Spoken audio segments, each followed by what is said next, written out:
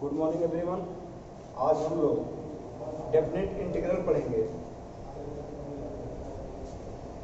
Definite integral में क्या होता है, किसी भी फंक्शन को अगर हम लोग इंटीग्रेट करते हैं तो जो नीचे लिखा होता है इसको रीड करते हैं lower limit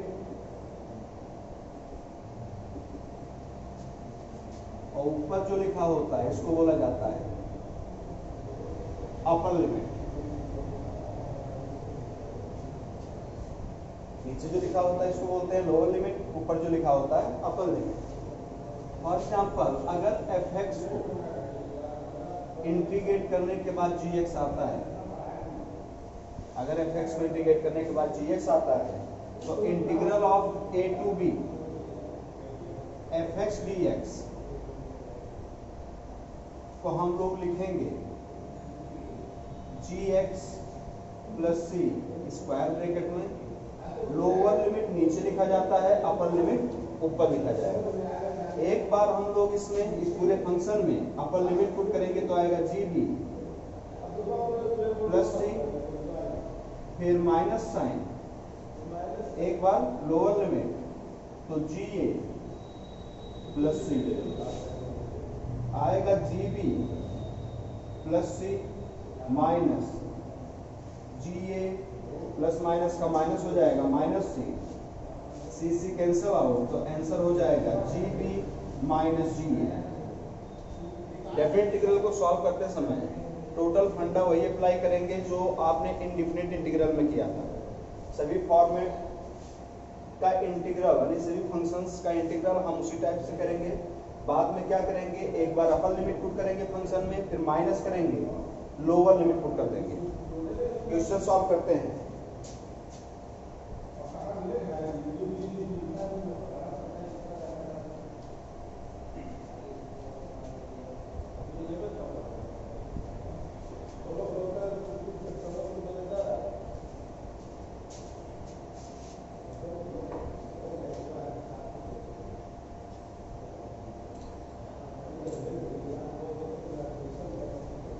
for example I equal to दिया है 0 to π/4 tan x into sec x dx। तो sec x tan x का डायरेक्ट फॉर्मूला होता है sec x प्लस सी। एक बार क्या पुट करेंगे, अपर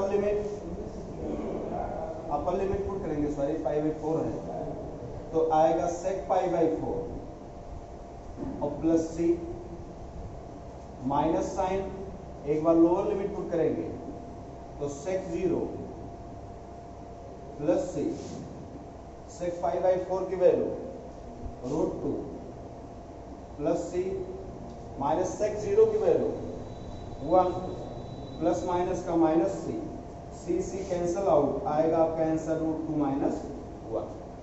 तो डेफिनेट इंटीग्रल में जब वैल्यू पुट करते हैं तो ऑलवेज सी कैंसल आउट हो जाता है, इसलिए डेफिनेट इंटीग्रल में कोई भी कांस्टेंट ऐड नहीं करेंगे। अगला क्वेश्चन सॉल्व करते हैं।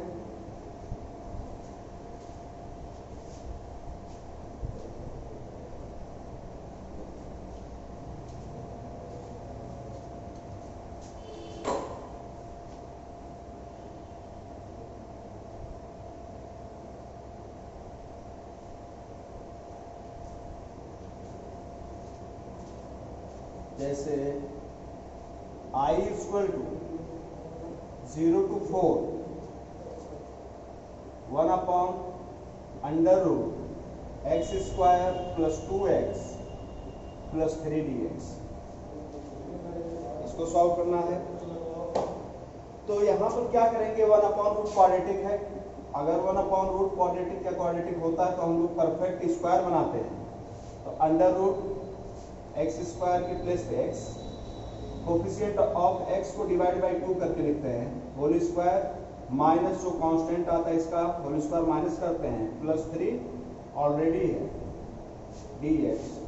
तो आएगा 0 to 4 1 upon under root X plus 1 to the whole square, ये -1 + 3 प्लस टू को हम लोग लिख सकते हैं √2 का होल स्क्वायर dx। ये फॉर्मेट बन गया 1/√x² प्लस a² और 1/√x² प्लस a² dx का होता है log of mod of x plus √x² plus a² plus c होता है फॉर्मूला। तो क्या लिखेंगे log of mod of x की वैल्यू क्या है x प्लस 1 है प्लस √x² प्लस a² यानी x प्लस 1 का होल स्क्वायर प्लस √2 का होल स्क्वायर। यहाँ पे कांस्टेंट टर्म ऐड नहीं करेंगे क्योंकि डेफिनेट इंटीग्रल है कहाँ से कहाँ तक 0 से 4। अब एक बार हम लोग अपर लिमिट पुट करेंगे माइनस एक बार हम लोग लोअर लिमिट पुट करेंगे। तो अपर लिमिट पुट करेंगे तो क्या आएगा log of mod of x की वैल्यू कितना 4 प्लस 1 प्लस √4 प्लस 1 का होल स्क्वायर और प्लस √2 का स्क्वायर कितना आएगा 2 ही आएगा। फिर minus sign log of mod of एक बार 0 पुट करेंगे तो क्या आएगा 0 प्लस 1 प्लस √x की वैल्यू 0 पुट कर रहे हैं तो 0 plus 1 to the whole square और √2 का स्क्वायर कितना आएगा 2 ही आएगा। तो log of mod of 5 plus under में 4 प्लस 1 5 का square 25 plus 2 27 minus log of mod of 1 plus 1 का स्क्वायर 1 ही रहेगा 1 प्लस 2 रूट में 3 आएगा। तो log of mod of 5 plus √27 को 3√3 लिखा जा सकता है माइनस log 1 प्लस √3। यहाँ पे log m minus log n के फॉर्मेट में है तो log m minus log n क्या होता है log m बाई n होता है तो 1 प्लस √3 यही आपका आंसर हो जाएगा।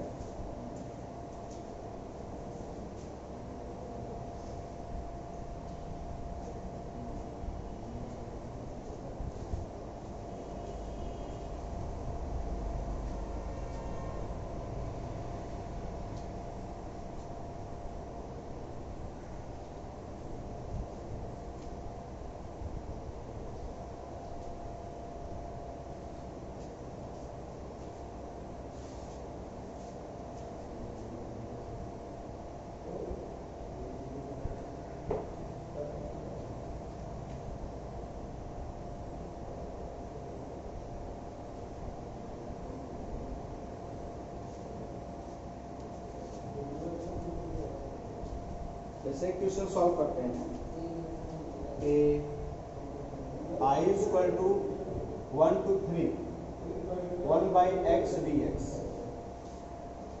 इसका आंसर क्या आएगा। अगर इसको सॉल्व करेंगे तो 1/x का डायरेक्ट इंटीग्रल क्या होता है log x कहाँ से कहाँ तक 1 to 3। एक बार क्या करेंगे अपर लिमिट पुट करेंगे तो क्या आएगा log 3 माइनस एक बार लोअर लिमिट log 1। हमको पता है कि log 1 की वैल्यू क्या होता है 0 होता है तो आंसर क्या हो जाएगा log 3। अगर क्वेश्चन सब्स्टिट्यूशन का है I इक्वल टू 1 to 2 तो cos of log x whole divide by x dx। अब इसको इंटीग्रेट करना है तो यहाँ सब्स्टिट्यूशन यूज ही करना पड़ेगा क्योंकि कोई डायरेक्ट फार्मूला यूज नहीं हो रहा है। तो log x को सपोज करेंगे तो 1/x dx मिल जाएगा हमको। लेकिन ये लिमिट जो होता है ये तो x की वैल्यू रखने के लिए है। तो अगर हम लोग सब्स्टिट्यूशन यूज करते हैं तो पुट किया log x की वैल्यू t फिर इसको डिफरेंशिएट करेंगे विद रेस्पेक्ट टू x तो log x का क्या होगा 1/x equal to dt by dx। तो 1/x dx इधर आएगा तो 1/x dx बनेगा इक्वल टू dt। ये तो आपको मिल गया 1/x dx की वैल्यू, कितने की वैल्यू dt मिल गया। लेकिन अब टोटल हमने कन्वर्ट किसमें कर दिया t में।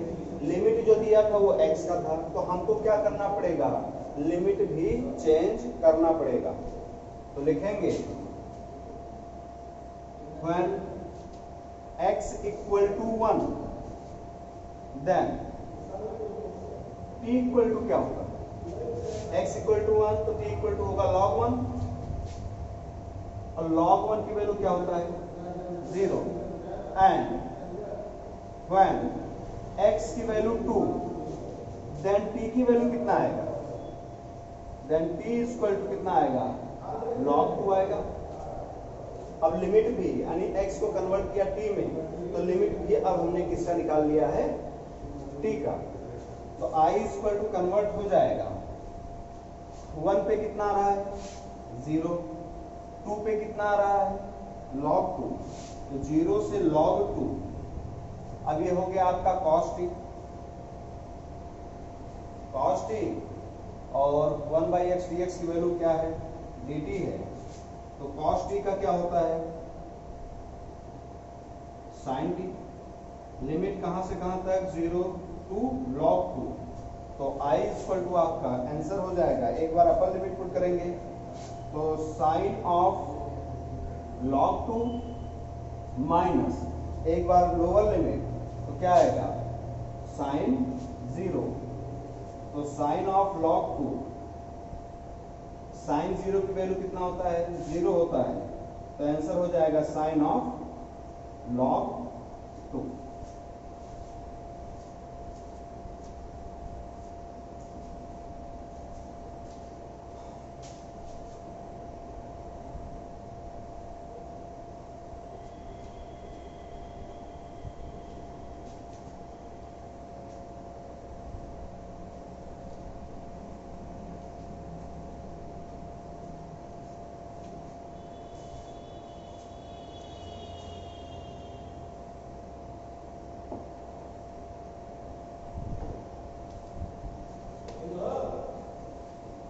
एक क्वेश्चन और सॉल्व करते हैं। 0 to π/6 cos x whole divide by 3 + 4 sin x।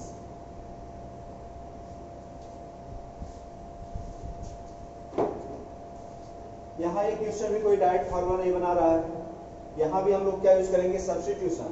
sin x को अगर t सपोज कर लें तो cos x dx की वैल्यू क्या मिल जाएगा dt। तो हमने पुट किया sin x equal to t, put करने के बाद डिफरेंशिएट करते हैं, differentiate with respect to x। sin x का differentiation cos x equal to कितना आएगा dt बाई dx। तो cos x dx equal to क्या आएगा dt, यानी टोटल x को कन्वर्ट कर रहे हैं t में, तो लिमिट भी x को चेंज करके लिमिट किसका होना चाहिए t का होना चाहिए। तो लिखेंगे when x is equal to 0 then t is equal to कितना आएगा t is equal to sin 0, और sin 0 कितना होता है 0 होता है। and when x equal to π/6 then t is equal to कितना आएगा, then t is equal to sin π/6, और sin π/6 यानी sin 30 वैल्यू कितना होता है 1/2। लिमिट चेंज हो गया तो I इक्वल टू कन्वर्ट हो गया, 0 पे t कितना आ रहा है 0 पे t 0 आ रहा है, और π/6 पे t कितना आ रहा है हाफ। cos x dx की वैल्यू ये टोटल तो dt हो गया, तो 1/3 + 4t dt। तो I इक्वल टू यहां से क्या आएगा, ये 1/x का फॉर्मेट है, तो 1/x का क्या होता है log of mod of x, यानी 3 + 4t। लेकिन हम लोग क्या करते हैं जो x का कोफिशिएंट होता था उसी से डिवाइड करते हैं, divide by 4। Limit 0 to 1/2।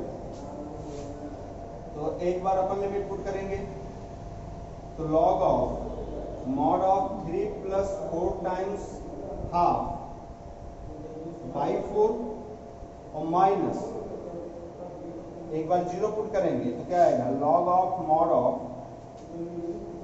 3 plus 4 times 0 4 divide by 4 तो 1/4 तो दोनों जगह कॉमन हो जाएगा तो 1/4 क्या आएगा log ऑफ 2 2 जा 4 तो 3 प्लस 2 कितना 5 माइनस log ऑफ 3 प्लस 0 3 ही रहेगा log m minus log n क्या होता है 1/4 log m by n यानी कि आंसर आपका हो जाएगा 1/4 log ऑफ 5/3।